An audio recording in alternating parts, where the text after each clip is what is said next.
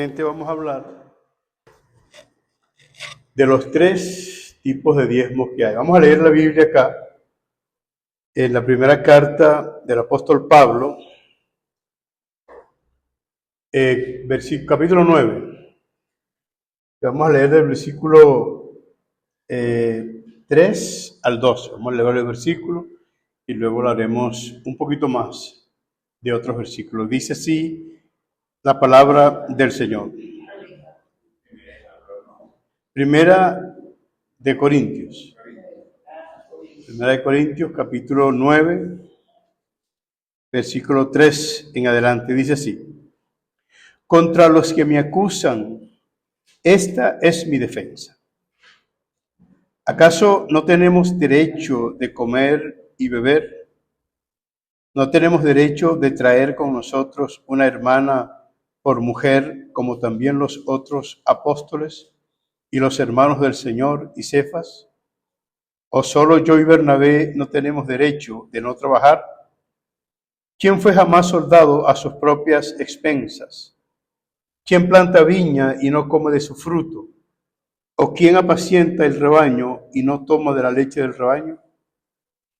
¿Digo esto solo como hombre?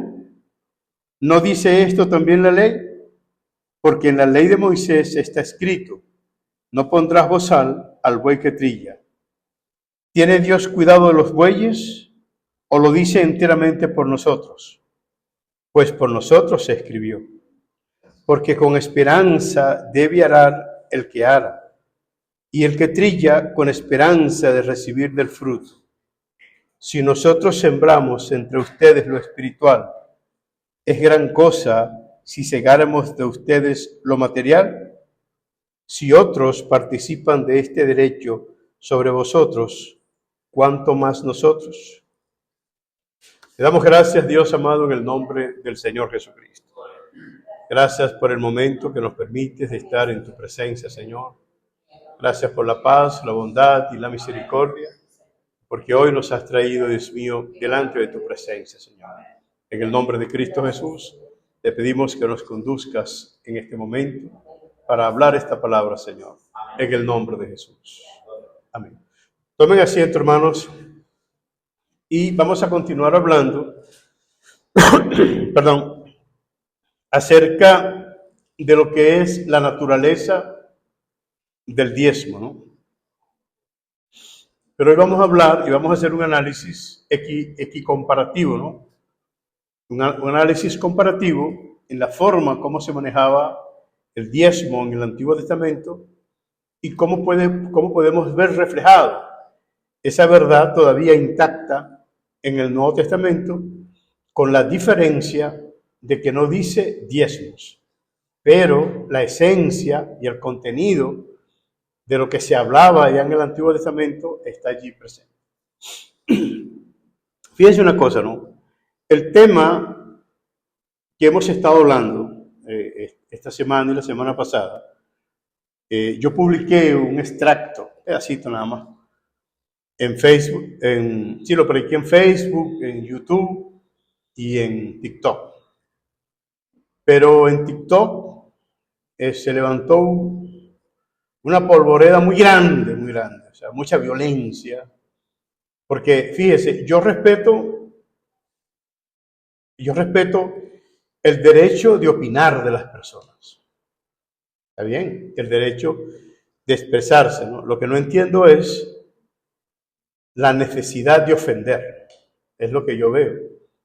Y seguramente en los que opinan hay inconversos, personas que no tienen temor de Dios, son impíos, y yo no puedo esperar nada de ellos positivo, más allá de la educación, porque hay impíos, hay personas que, para no llamarlos impíos, hay personas inconversos que saben hablar, son educados, respetan. Pueden estar no conformes con un proyecto, con un planteamiento, pero respetan. Y ellos no me preocupan tanto, no para salvación sí me preocupan, no me preocupa mucho su opinión, porque es una opinión que sale del desconocimiento de la verdad bíblica. En cambio hay otros que son creyentes creo yo que son creyentes, pero son tan violentos como cualquier persona que no lo sea, y son capaces de ofender, o sea, de insultar, me llamaron ladrón prácticamente, más de una vez, ¿no? Y eso es un asunto delante de Dios grave, porque es una infamia y es una injuria delante de un hijo de Dios, como por decirlo de esa manera delante. Entonces, a mí me gusta que la gente opine, ¿no? Que diga lo que considere que debe decir, pero hay mecanismos. O sea, debe tratarse con respeto a las personas, porque yo no me atrevo, pues. No me atrevo ni siquiera a contestar con la violencia con que esas personas lamentablemente lo hacen. Y si son creyentes en Jesucristo y son tan ligeros para ofender, para llamar ladrón a un pastor, para decir una gran cantidad de cosas como las que dicen, creo que el temor de Dios está bastante lejos de ellos, lamentablemente. Pero no puedo yo dejar de decir lo que tengo que decir, porque algunas personas quieran opinar lo contrario. Pero bueno, cada quien es dueño de sus palabras, así como yo soy dueño de las mías. Lamentablemente lo lamento mucho por ellos, pero yo voy a continuar pues hablando de esto en el nombre del Señor. El que quiere escuchar, que escuche, y el que no, que corra, que ruede y más nada. Sí. Eso es todo. Entonces, fíjense una cosa, hermano, ¿no? Yo por acá anoté una frase que se le atribuye a Agustín de Hipona, y me gustó mucho esta frase, porque dice: en lo esencial, unidad. En lo dudoso, es decir, en lo no esencial, libertad. Y en todo, refiriéndose a todo lo demás, caridad, es decir, amor. ¿Por qué digo esto? Porque nosotros, como una iglesia cristiana, gracias al Señor, tenemos ciertas diferencias en algunas cosas, pero mantenemos un lineamiento en algo. Creemos que Jesucristo es el Señor y creemos que la Biblia es la palabra de Dios. Esas dos cosas las tenemos en común y avanzamos en medio de esa realidad. Ahora, lo que estamos hablando está en la Biblia. Está en la Biblia. Lamentablemente, en el pensamiento de muchas personas sectorizaron la verdad bíblica, la sectorizaron en la ley y después de la ley. Y no son capaces de entender la verdad de Dios plasmada en la gracia de Jesucristo, antes de la ley, en la ley y después de la ley. Entonces tenemos un problema que pareciera que es un tabú, que no se puede hablar de la economía de la iglesia, que no se puede hablar de las cosas que se producen naturalmente en la iglesia, porque cualquiera que la hable, entonces las consideran con un timador o con un ladrón o con algo por el estilo, ¿no? En mi tierra dicen que cuando un ladrón ve a alguien con un saco en el hombro, cree que va a robar. Es decir, muchas de esas personas que opinaron no me conocen, pero la opinión que ellos dan me hacen que yo los conozca a ellos. Así que yo sigo siendo un desconocido, pero ya yo los conozco a ellos por su forma nefasta de hablar. No todos, hay unas personas que hablaron con mucho respeto y hay unos que no hablan con, ¿cómo se puede decir? Vamos a suponer pues que no sean condescendientes, pero por lo menos son argumentativos, tienen argumentos, saben cómo hablar. Ok, ahora fíjese un punto, ¿no?, que vamos a analizar, y ese punto está sujeto a la verdad bíblica, y lamentablemente debo admitir algo que muchas de las personas que están dentro de la iglesia y tienen descontento con la iglesia evangélica por causa del dinero y la economía y esas cosas, algunos de ellos tienen razón. Sencillamente porque hay pastores o ministros que los han trampeado, los han engañado y han hecho una cantidad de cosas contra esas personas. Y hay otros que se dedican pues a tratar de sacar dinero de cualquier manera de las personas. Nosotros damos gracias al Señor de no pertenecer a ese grupo. Glorificamos a Dios por eso. Por eso en ocasiones yo digo, ellos tienen razón en algunos aspectos de la vida, porque son muchos los evangélicos que han engañado a las personas. No podemos ocultar eso, eso es una realidad. Como dicen en mi tierra, no podemos oscurecer esa realidad, lamentablemente. Bueno, entonces nos toca a nosotros sufrir por las condiciones y las cosas que han hecho algunas otras personas. Pero gloria a Dios, seguimos avanzando en medio de esta situación. Ahora, amados hermanos, el apóstol Pablo está haciendo lo que se conoce como la defensa a su ministerio. ¿Qué necesidad tiene Pablo de hacer una defensa como esta que está haciendo? Él dice, contra los que me acusan, esta es mi defensa. A Pablo lo estaban acusando y una de las causas por las cuales lo estaban acusando era precisamente por el factor económico, por el dinero.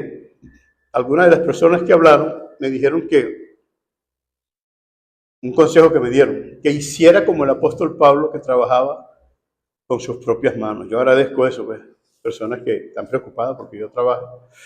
Glorifico a Dios por eso, ¿verdad? Pero fíjense una cosa, hermano, Pablo está haciendo un reclamo y dentro de ese reclamo dice así, versículo 6, ¿o solo yo y Bernabé no tenemos derecho de no trabajar? Pablo está diciendo, o sea, yo no tengo derecho de no trabajar. Pero aparte de eso, él dice, ¿acaso no tengo derecho de tener a una hermana por mujer, como también los apóstoles y los hermanos del Señor?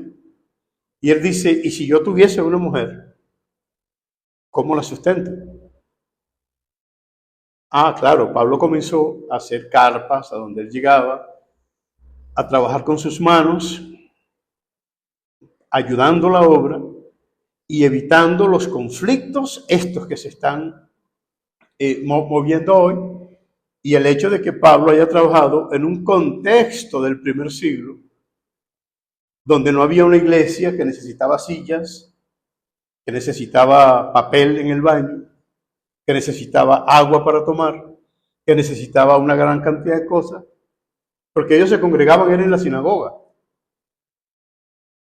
Y cuando ellos llegaron a la sinagoga, ellos no eran los que manejaban la sinagoga, estaban los ancianos. Otros manejaban la economía, no ellos. Pero cuando la iglesia comenzó a crecer, Pablo es el que comienza a darnos esta enseñanza. ¿Cuál es la causa? Bueno, que Pablo no era considerado un apóstol a priori. Nosotros conocemos a Pablo como apóstol. Pero en los inicios del ministerio de Pablo, él no era considerado apóstol. Y por no ser considerado apóstol, también fue considerado como un ladrón, porque de alguna manera parte de la economía era llevada delante de Pablo para que Pablo lo administrara. Y los judíos que estaban allí lo llamaron ladrón a Pablo. O sea que esto no es nuevo, esto es viejo. Y estas personas que hoy se dedican a hacer este tipo de comentarios defienden al apóstol Pablo, pero lo defienden porque no vivieron en los tiempos de Pablo. Pero si hubiesen vivido en los tiempos del apóstol Pablo, ellos hubiesen hecho lo mismo que hacen en este tiempo, porque eso es una estructura que tienen dentro de sus corazones, dentro de su vida, dentro de su forma de ser. Y ya digo, ¿no? He admitido que ciertamente, lamentablemente, hay personas que han cometido errores, han hecho desafueros con la parte de la economía, pero gracias damos al Señor que no todos son de ese tipo de personas. Hay hombres serios y mujeres serias en este camino, gracias al Señor Jesucristo. Y por esos hombres serios y esas mujeres serias, con la gracia de Dios, con la guianza del Espíritu Santo, la iglesia de Jesucristo permanece hasta el día de hoy. Pero en todas las generaciones, los hombres de Dios han sido vilipendiados, han sido maltratados, porque esa es la obra del enemigo, tratar de desvirtuar la imagen de un hombre de Dios. Bendito sea el Señor para siempre. Entonces el apóstol Pablo está haciendo una defensa en el capítulo 9 por la situación que se está presentando. Y él acá, en la lectura que estamos leyendo, pudiéramos leer acá, en el versículo 13, 14, dice: ¿no sabéis que los que trabajan en las cosas sagradas comen del templo y los que sirven del altar participan? Luego dice así ordenó el Señor a los que anuncian el Evangelio. ¿Qué dice ahí? Que vivan del Evangelio. Esto es para los exégetas, que dicen que nadie habla de esto, que el Señor no habló de esto, que Pablo no habló de esto. Pero Pablo está diciendo, y el Señor está diciendo, porque así ordenó el Señor, es un mandamiento. Así ordenó el Señor. ¿Quién nos lo está diciendo? El apóstol Pablo. ¿Qué ordenó el Señor? Que los que anuncian el Evangelio, que vivan del Evangelio. Señores, si hay personas que cometen errores por causa de la economía en el Evangelio, yo no puedo hacerme responsable de esas personas. Yo me hago responsable de mis actos. No puedo hacerme responsable por todos. Ahora vamos a analizar los tipos de diezmos que habla la Biblia y cómo esos diezmos se reflejan en el Nuevo Testamento de la misma manera que se reflejan en el Antiguo Testamento. Porque se les metió en la cabeza. La ley pasó, la ley terminó. Pero qué cosa tan curiosa, ¿no? Y ciertamente hay elementos de la ley que no existen ya. La liturgia de la ley ya no existe, el templo ya no existe. Los rituales de la ley, la muerte del cordero, o del chivo, del aceite, del macho cabrío, nada de eso existe. Pero no matarás, ahí está la ley, ¿verdad? Amarás al Señor tu Dios sobre todas las cosas, ahí está la ley. Amarás a tu prójimo como a ti mismo, ahí está la ley. No calumniarás, ya está en la ley. Todo eso está en la ley. Entonces, ¿qué fue lo que pasó de la ley? La ley ritual pasó. Pero la ley, que pudiéramos decir ética, moral, ¿no? Está allí todavía, está presente. Y vamos a analizar entonces cómo la gracia es superior a la ley y cómo los elementos de la gracia también son superiores a los elementos de la ley. Por ejemplo, ¿cuántas veces se celebraba la Pascua en la ley? ¿Cuántas veces se celebraba la Pascua en la ley? En el año. Una vez. Porque lo que es más parecido a la ley, a la Pascua, y no que sea la Pascua, pero que se celebró el mismo día de la Pascua, es la Cena del Señor. ¿Cuántas veces se celebra la Cena del Señor? ¿Hay regla para la cena? ¿Hay límite? Todas las veces que quisieras. ¿Cuántas veces se congregaban los judíos en la antigüedad? ¿A la semana? ¿Y la iglesia evangélica cuántas veces se congrega? Todas las veces que puedan. ¿Qué día se congregaban los judíos? ¿Y la iglesia? Cualquier día. La gracia es más. La gracia es más abundante, porque ya la gracia no está sujeta a mandamientos de la forma como estaba la ley. Ahora la gracia está sujeta a un trato personal de Dios con el hombre en el corazón, con una conciencia pura y limpia, que ya no necesita que el diezmo o la ofrenda sea un mandamiento de la ley, sino un mandamiento de la conciencia, un mandamiento de la esencia de un cristiano, un mandamiento del corazón. Hermano, usted no quiere diezmar, no lo haga, nadie lo va a obligar. ¿Ustedes alguna vez han visto que alguien aquí los haya obligado a diezmar? Usted no quiere diezmar, no lo haga. Pero eso es un problema para usted, no para mí. Porque Dios puede mandar aún a los cuervos Es un problema para usted, no para mí. Ahora vamos a tratar de analizar dentro de ese marco de la ley las cosas que se van dando en la ley y que también se manejan en el Nuevo Testamento. Aquí tengo una guía para los que quieran tenerla después más adelante. Lo pueden hacer, pero no la voy a leer toda, sino solamente voy a irme a la última parte de esta guía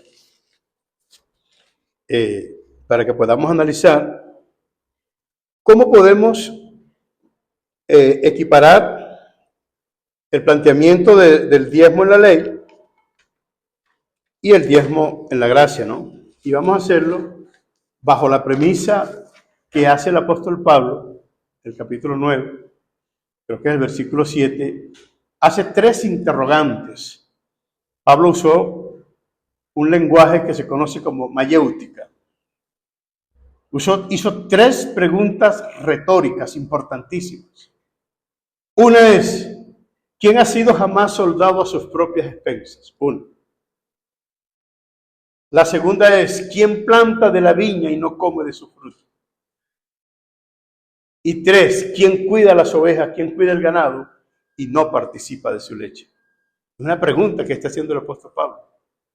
Eso no tiene respuesta. ¿Por qué no tiene respuesta? Porque él, aparte del planteamiento teológico hermenéutico, él está utilizando un elemento lógico, un elemento que apunta a la realidad de la libertad del pensamiento humano. Cuando cada quien analiza lo que debe hacer y lo que no debe hacer, pero las preguntas están ahí. ¿Quién ha sido jamás soldado a sus propias expensas? Imagínese usted que usted va a pagar el servicio militar en Venezuela y usted tiene que comprar el fusil, tiene que comprar las botas, tiene que comprar todos los armamentos de guerra y tiene que comprar todo. No, la Biblia no dice así. La Biblia dice que encárgate primeramente del reino de Dios y tu justicia y lo demás será añadido. Que otras personas utilicen esto para hacer y deshacer como a ellos se les antoja, esa es una cosa, hermano. Pero lo que está escrito en la Biblia está escrito y no lo podemos desvirtuar. El que no lo quiera hacer, que no lo haga. Allá ellos con su conciencia. No hay problema. Pero lo que está escrito, está escrito. Y ya. Ok, fíjense una cosa, hermano, en qué consistía el diezmo del Antiguo Testamento. Vamos a analizar primero el diezmo levítico o sacerdotal. Yo les hablé la semana pasada que de esos 3 diezmos, solo uno era levítico sacerdotal. Y cuando digo levítico sacerdotal, estoy diciendo que era administrado por los levitas.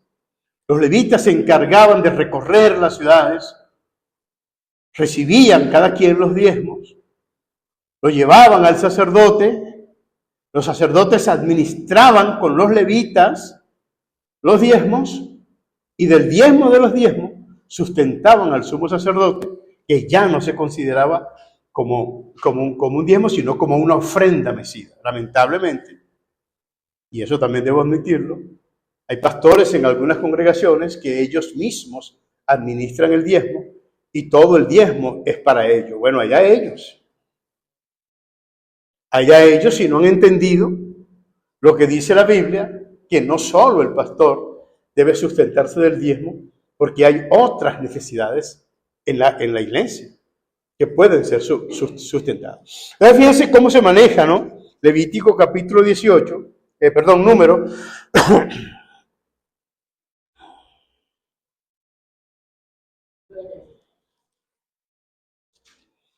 Estaba buscando una cita por aquí y no recuerdo dónde la dejé.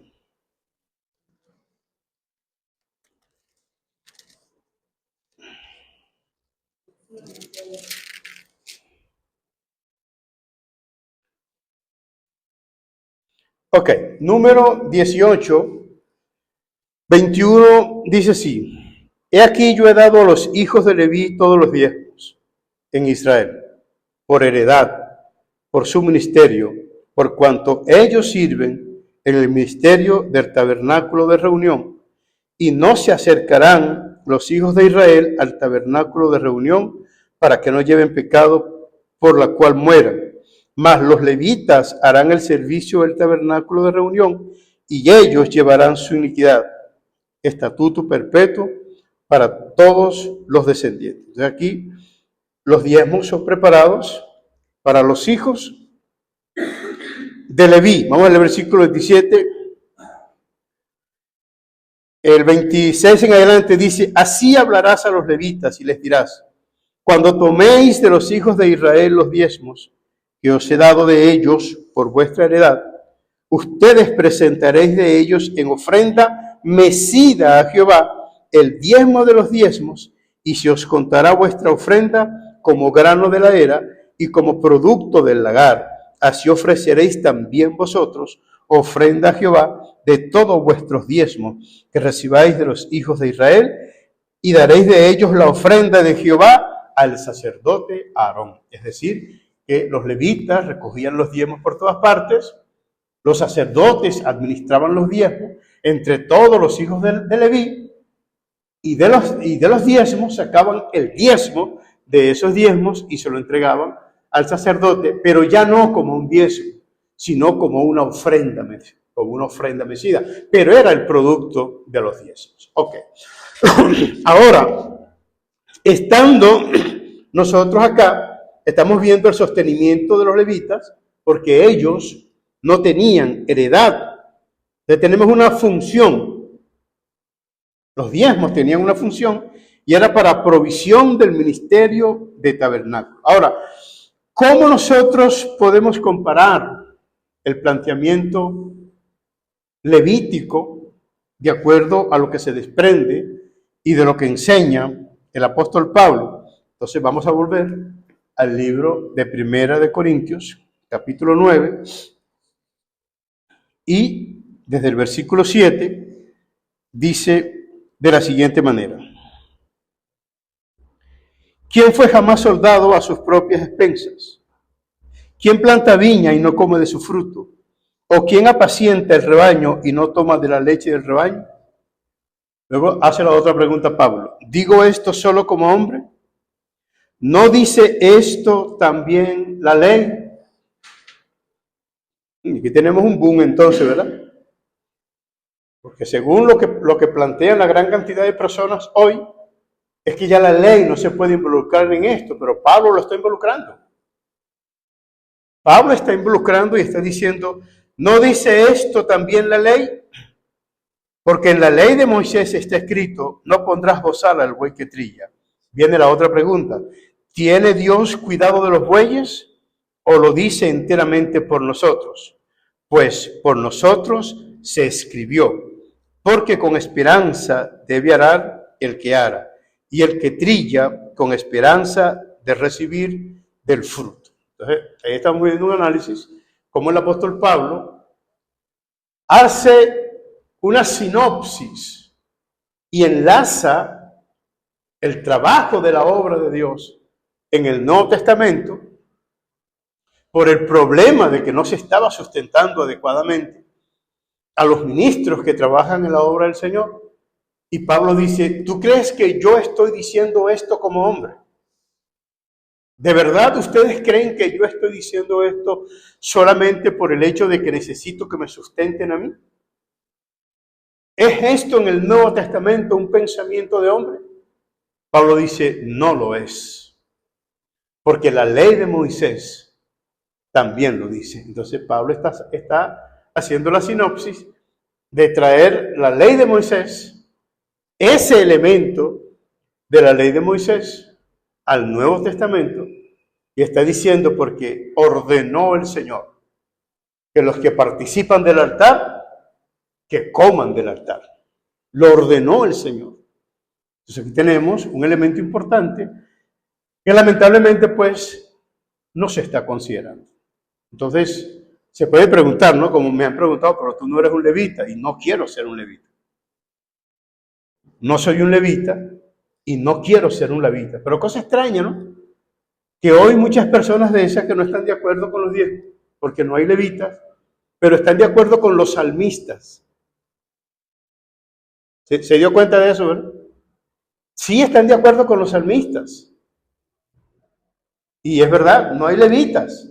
Ya no hay levitas. Porque la gracia es superior a la ley.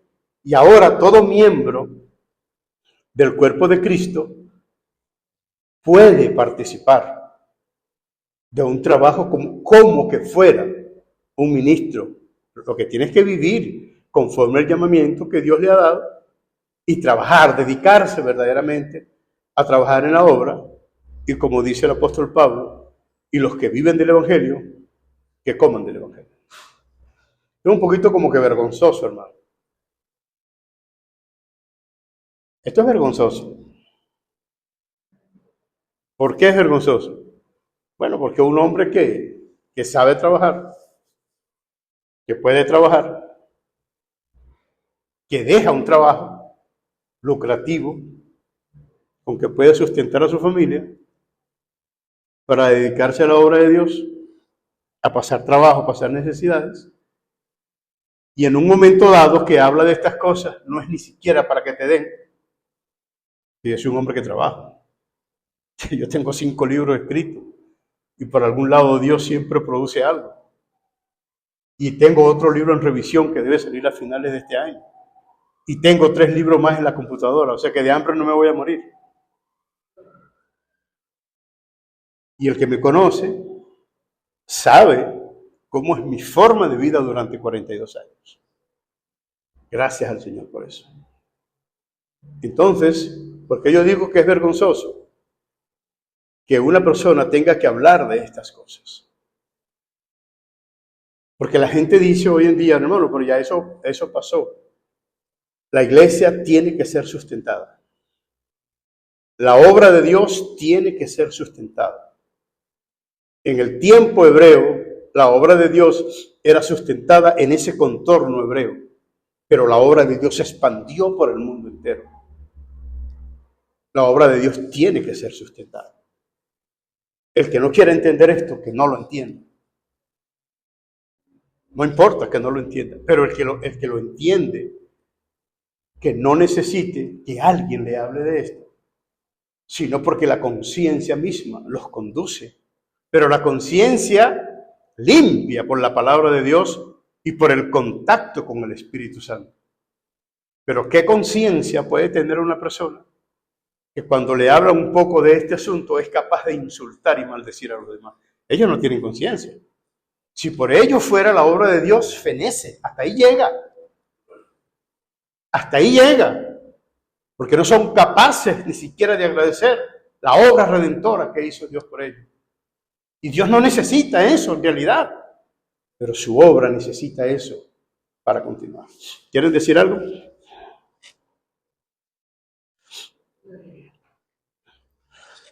Vamos a buscar otros versículos acá.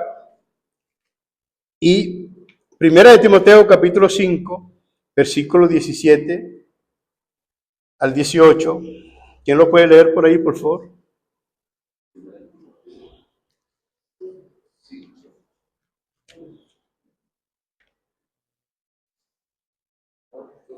Ajá. Primera de Timoteo capítulo 5, versículos 17 al 18. Creo que es ahí, ¿no? Sí, la palabra. Los ancianos que gobiernan bien sean tenidos por dignos de doble honor, mayormente los que trabajan en predicar y enseñar.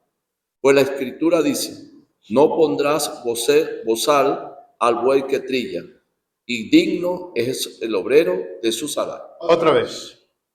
Pues la Escritura dice, Antiguo Testamento, no pondrás bozal al buey que trilla. Pero ¿qué dice el versículo comenzando, hermano? Los ancianos que gobiernan bien sean tenidos por dignos de doble honor. ¿Y ese honor qué será? Mayormente los que trabajan en predicar y enseñar. Ese honor usted lo ha leído en el idioma fuente, en griego, lo ha leído. Bueno, significa honorario. ¿Y qué es un honorario? Es un pago, lo que cobran los abogados, los que cobran los médicos, los que cobran los psicólogos, los profesionales. Eso se llama honorarios. Y el apóstol Pablo está diciendo que sean dignos de doble honor. Fíjese, es decir, que si hay varias connotaciones de honor, y entre ellas está uno de respeto, que sea digno de respeto. Pero dice que también sean dignos de sus honorarios. Y lamentablemente, amados hermanos, lamentablemente, se tenga que hablar de estas cosas. De verdad lamento mucho tener que hablar estas cosas. Y anoche yo pensaba esto, ¿no? Y yo le decía a mi esposa, bueno, amor, estamos en esto. Y al ser personas públicas y hacer una declaración como esta, la gente lo escucha y la gente lo ve. Y hay algunas personas que opinan con sindéresis, con armonía en sus palabras, porque no quieren ofender, pero quieren decir cosas, pues, pero sin ofender. Y hacen planteamientos, argumentan una postura, un postulado, y eso se respeta y ya está bonito.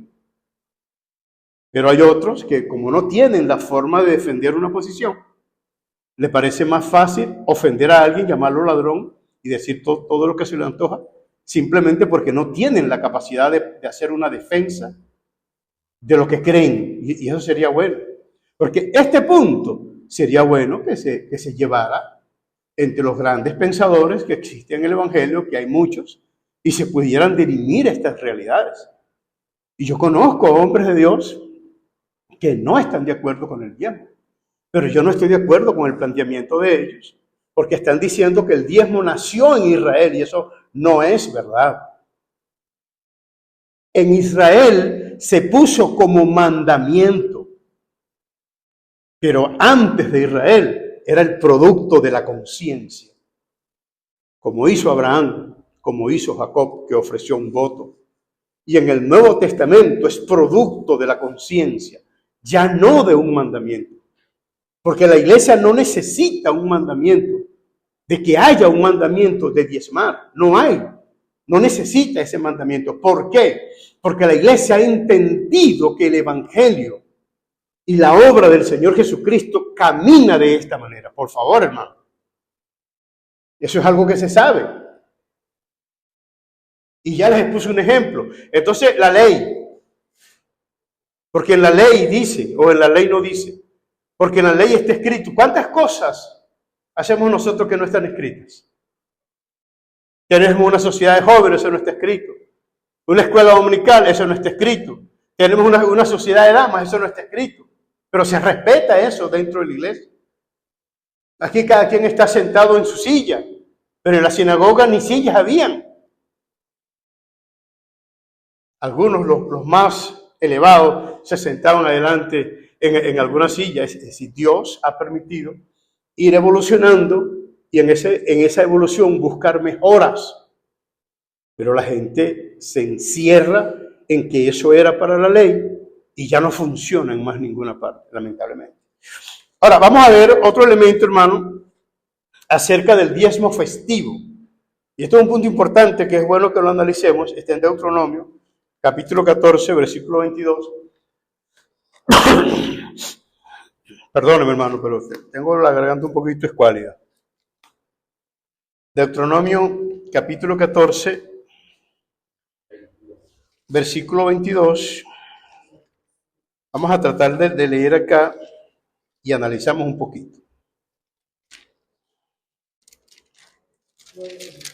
Dice así la palabra del Señor. La ley del diezmo. Este es otro diezmo. Y preste atención que yo les dije la semana pasada que habían 3 tipos de diezmo. Un exegeta me dijo allí, no hay uno solo. Bueno, porque no lees la Biblia. Y si la lees, no tratas de entender lo que está allí. Pero no hay un solo tipo de diezmo. Hay varios tipos de diezmo. Vea lo que dice. Deuteronomio 14, 22 dice, indefectiblemente diezmarás. ¿Qué significa indefectiblemente? No puedes evitar este compromiso. Fíjese, todo el producto del grano que rindiere tu campo cada año, y comerás delante de Jehová tu Dios en el lugar que él escogiere para poner allí su nombre. El diezmo de tu grano, de tu vino y de tu aceite, y las primicias de tus manadas y de tus ganados, para que aprendas a temer a Jehová tu Dios todos los días, Y si el camino fuere tan largo que no puedas llevarlo, por estar lejos de ti el lugar que Jehová tu Dios hubiera escogido para poner en él su nombre, cuando Jehová tu Dios te bendijere, entonces lo venderás, hay dinero, y guardarás el dinero en tu mano, y vendrás al lugar que Jehová tu Dios escogiere, y darás el dinero por todo lo que deseas, por vacas, por ovejas, por vino, por sidra o por cualquier otra cosa que tú deseares, y comerás allí delante de Jehová tu Dios, y te alegrarás tú y tu familia, y no desampararás al levita que habitare en tus poblaciones, porque no tiene parte ni heredad contigo. Entonces, aquí estamos viendo un asunto, ¿no? Fíjese que este diezmo no lo administran los sacerdotes, no lo administran los levitas. Vamos a traerlo a nuestro tiempo. No lo administra la iglesia, no lo administra el pastor, lo administra el padre de familia. El padre de familia que viene delante de Dios a alegrarse, trae su familia e invita a los levitas y le dice a los levitas, vengan aquí para que coman conmigo. Pero eso no es que yo se lo voy a entregar a los sacerdotes, no, dice, tráigalos que ellos vengan donde tú estás. El primer diezmo tú lo llevas, este no. Este vienen los levitas a comer contigo y con tu familia. Ahora, nosotros practicamos ese tipo de diezmo, ¿sí o no? ¿Ah? Claro que se practica, Juan, porque fíjate, ¿cuántas veces aquí un hermano no hace una comida? Hermano, mire, yo quiero invitar a fulano de tal, a fulano, tal, tal. Hermanos, para que vengan y comamos en la casa. ¿Pasa así o no pasa? Pasa. Se está cumpliendo esta palabra. Solo que no se ve como un diezmo. No se ve como un diezmo. Ahora, esto se hacía una vez al año. Pero hay hermanos que invitan a comer a los demás hermanos hasta 3 veces al año, hasta 4 también, dependiendo. Si tienen cochino por ahí, por el roble. O si hay gallinas, o si tienen una vaca, una cuestión. Y hay hermanos que hacen eso. Oye, hermano, yo quiero agradecer a Dios por la bendición que me ha dado, pero ya yo hice lo que tenía que hacer con respecto a mi obligación moral, mi obligación consciente de lo que soy. Yo llevé una parte para los ministros, para la obra del Señor, y debería entenderse mejor así, ¿verdad? Para la obra del Señor. Pero quiero comerme unas gallinitas en la casa, con mi familia, y quiero invitar a varios hermanos para que vengan y coman con nosotros. Ese es el diezmo de la festividad. Y aunque no se está viendo como un diezmo, y aunque no es un mandamiento, porque en realidad no lo es, pero se practica. ¿Es así o no es así? Se practica. Lamentablemente, repito, en el primer diezmo, bueno, y yo voy a decirlo de esta manera, con todo el respeto pues que se pueda merecer, pastores que administran ellos mismos los diezmos y toman todos los diezmos para ellos. No sé por qué lo hacen, pero eso no significa que todos lo hacen así. Hay personas que conocen de las necesidades que hay en la iglesia y no toman todos los diezmos para eso. Ustedes saben que es así, hermano. Ustedes saben que por lo menos aquí no se hace así. Y todo va a depender de las entradas. O nunca se ha ayudado, nunca ha ayudado a la iglesia a los necesitados. Usted que es el tesorero, hermano. ¿Qué dice usted de eso? ¿Cuántas veces yo lo llamo al mes para decirle, mándale una ofrenda a fulano de tal, mándale una ofrenda a fulano de tal? ¿Usted es testigo de eso? Ahora, yo no le voy a decir eso a todo el mundo. Pero usted que es el tesorero y yo que soy el pastor, sabemos que eso es así. Gracias al Señor. Que hay un testigo, Dios entre nosotros dos. Y saben que eso es así. Y mi familia sabe que eso es así. Entonces aquí tenemos un diezmo, donde es un diezmo de celebración. Ahora fíjense lo que dice el libro de los Hechos, capítulo 2, versículo 46. Vamos a leer Hechos 2.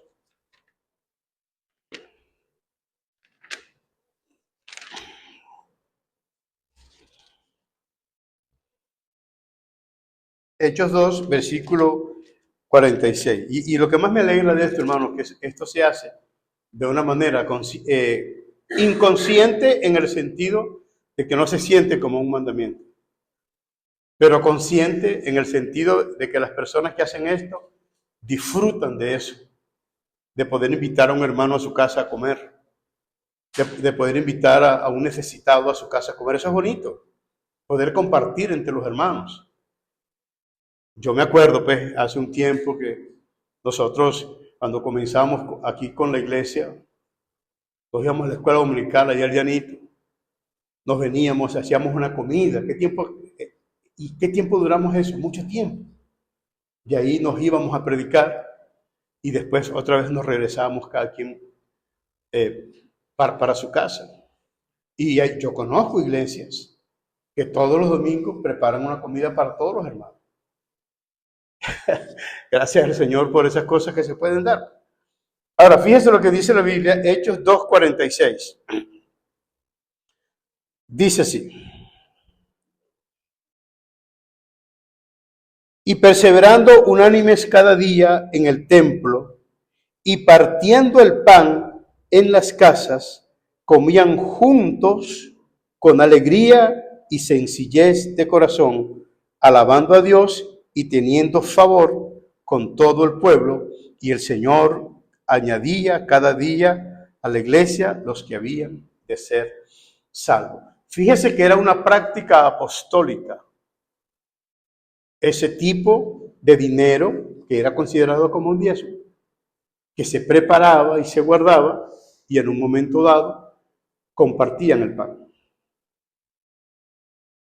¿Eso sucede entre nosotros? Eso sucede entre nosotros. O sea que porque eso era de la ley, ya no lo podemos hacer entonces. Porque era de la ley, podemos hacerlo. Lo que no podemos es ordenarlo como mandamiento. Pero podemos hacerlo. Y eso es una de las causas por las cuales yo, en lo personal, nunca me ha gustado que el sobre de los diezmos tenga nombre. Y se los he dicho muchas veces, no me gusta que tenga nombre porque yo quiero que cada quien sea libre de hacer lo que quiera hacer. Para yo no saber quién diezma y quién no diezma, no estoy interesado en eso. Cada quien tiene que tener una conciencia cristiana de qué es lo que debe hacer. Y gracias al Señor por los hombres y las mujeres que han aprendido esa doctrina sin necesidad de que los estén acosando constantemente por eso. De verdad, glorificamos al Señor. Entonces, fíjense una cosa, como estamos viendo, un diezmo donde el padre de familia reúne a su familia, llega a la ciudad que Dios ha escogido para ese diezmo y convoca a los levitas. No les entrega el diezmo a los levitas, sino que hace que los levitas compartan con ellos y coman con ellos. Pero quien lo administra es el que tiene el dinero, el dueño del dinero, o el dueño de los bienes, como por decirlo de alguna manera. Él mismo se encarga de administrar ese dinero. Y por último, tenemos el último tipo de este diezmo, que es un diezmo trienial, un diezmo que se daba de 3 a 3 años. Ya sabemos que el primer diezmo podía ser todos los días, podía ser semanal, podía ser mensual, dependiendo cómo se manejara la economía, y ese diezmo era llevado a los levitas, para que los levitas lo llevaran a los sacerdotes, para que los sacerdotes lo administraran en todos los hijos de Aarón, y del diezmo de los diezmos sacaban y le daban al sumo sacerdote, que ya era considerado como una ofrenda mecida delante de Dios. Una ofrenda mecida. Ese es el primer diezmo. El segundo diezmo lo tenemos cuando iban a Jerusalén, la ciudad que Dios había escogido. El padre de familia convocaba a su familia, y una familia era grande, ¿no? Porque ahí se trabajaba por clan. O sea, no eran familias nucleares como ciertas familias que se pueden ver, sino eran familias extendidas. Se dice familias extendidas cuando son varias familias que comparten un núcleo familiar. Una familia nuclear es el padre, la madre y los hijos, pero una familia extendida es una familia donde varias familias pueden participar. Incluso ahí se puede ver lo que llaman las familias monoparental, que no se daba mucho en los tiempos hebreos, por cierto. Una familia monoparental es aquella donde el padre solamente es el que tiene al hijo o la madre solamente es el que tiene al hijo. Eso se da mucho ahorita en nuestras culturas occidentales, lamentablemente. Lo cierto era que eran familias extendidas, eran familias grandes, y recogían todo lo que se podía del año, y entonces convocaban a los levitas y disfrutaban delante de Dios, y se reían y se gozaban, y todo era una bendición. Luego tenemos el diezmo trienial. ¿En qué consistía ese diezmo? Fíjese.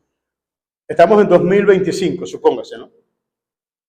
Y este año celebramos un diezmo trienial.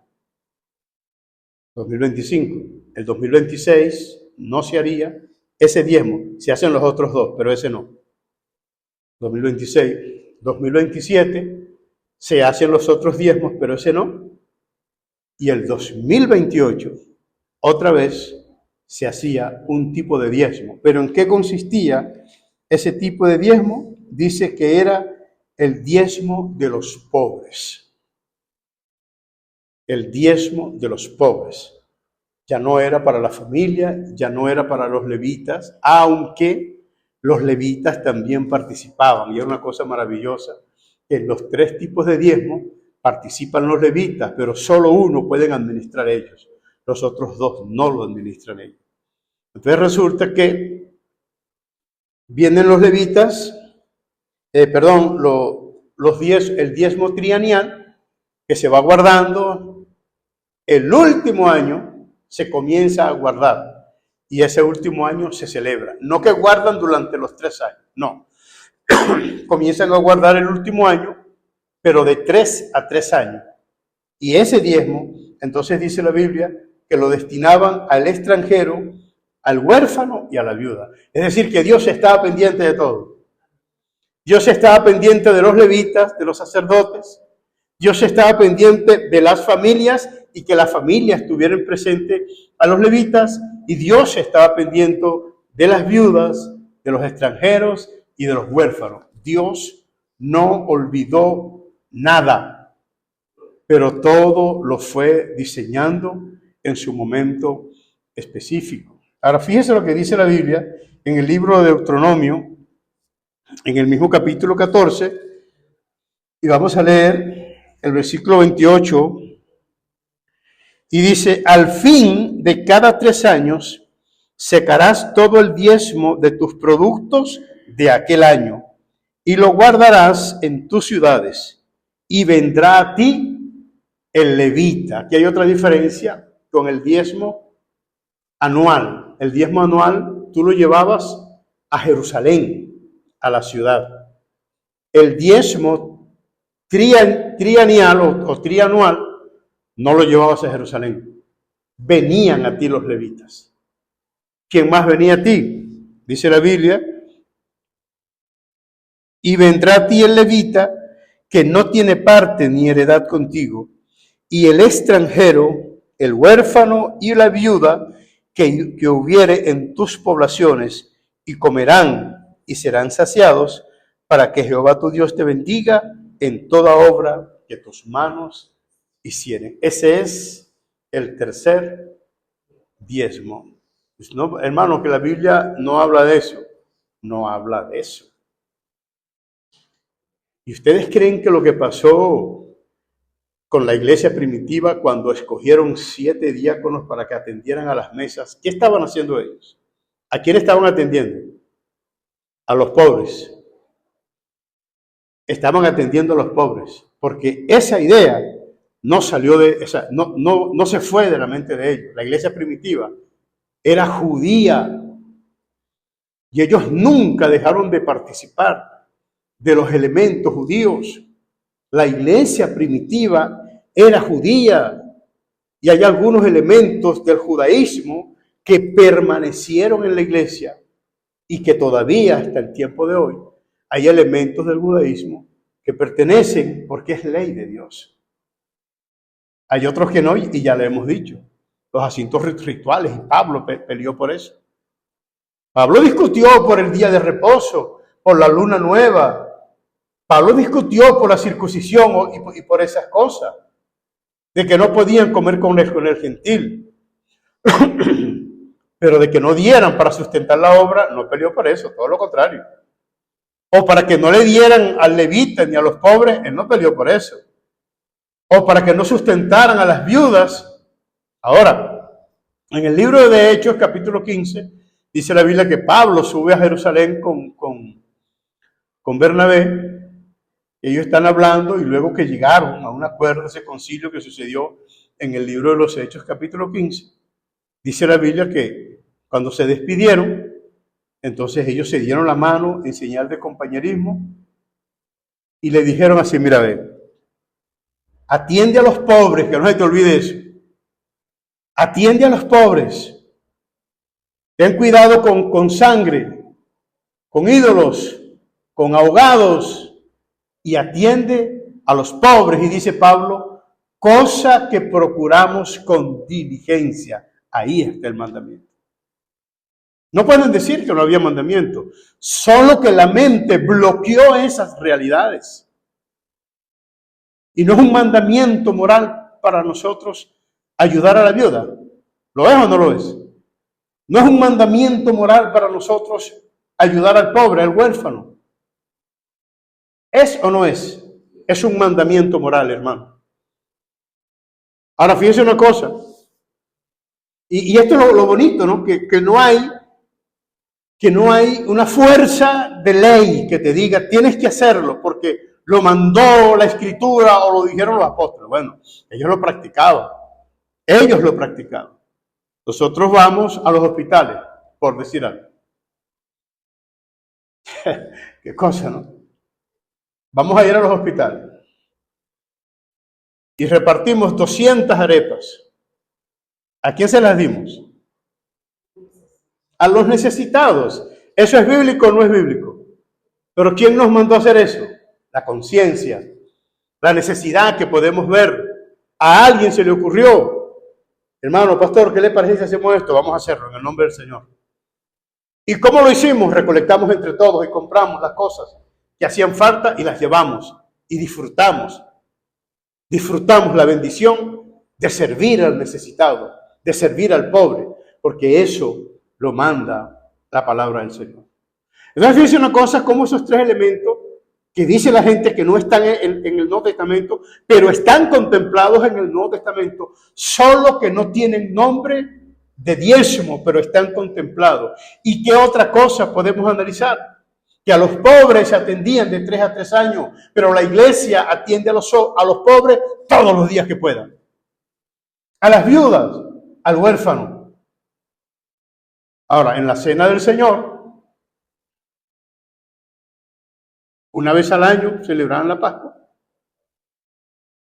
Pero después Pablo dice, háganlo todas las veces que quisieren, todas las veces que la hicieran, en memoria del Señor Jesucristo. Entonces, estamos viendo cómo la gracia es superior a la ley y hace tantas cosas superior a la ley. Entonces, si la gracia es superior a la ley y en la ley se daba para sustentar al ministerio del templo, ¿por qué en la gracia entonces, si la gracia es superior, por qué no va a dar?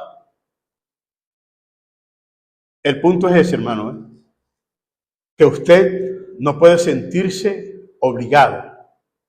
Y la causa por la cual, o una de las causas por la cual no debe sentirse obligado, es porque la Biblia dice que Dios ama al dador alegre. Si usted va a dar por fuerza, no dé. No dé, porque eso lo recibe el tesorero, pero Dios no lo recibe. Porque la idea es que nosotros vayamos al principio. No al pueblo de Israel, al principio.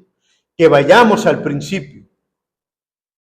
Adán y Eva, Caín y Abel. El problema de Caín y Abel era a cuál de los dos Dios les recibía la ofrenda. Si usted no se siente cómodo ofrendando o diezmando, no lo haga, porque de todas maneras Dios no recibe su ofrenda. Y una persona a quien Dios no le quiera recibir la ofrenda, vaya a ver usted en qué condición estará delante del Señor.